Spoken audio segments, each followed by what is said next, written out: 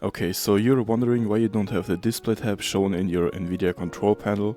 So for me, I'm using a 4050 laptop GPU. Especially if you use a gaming laptop, this might be the issue. So first of all, you have to make sure that your monitor is connected to your graphics card. Simply click on Settings, go to System, Display, and your second monitor.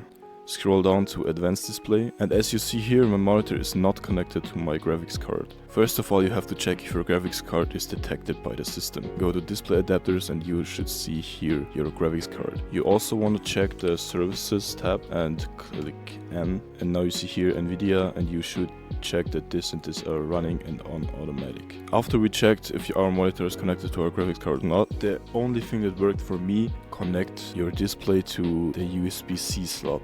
Let me show you. If I'm now going to plug my monitor into my USB-C hub, the display tab should pop up. Okay, now as you can see, I have the display settings. My monitor is connected to my GPU and I can simply do all the changes I want. I mean, I don't know why they did this. The HDMI port on my laptop is not connected to the GPU. I don't know why. So you might want to get a HDMI to USB-C adapter or something like that. But yeah, if you plug your monitor out again, it will not be shown. I'm glad this video helped you, and if not, just leave your problem down in the comments. And I'm trying to help everyone.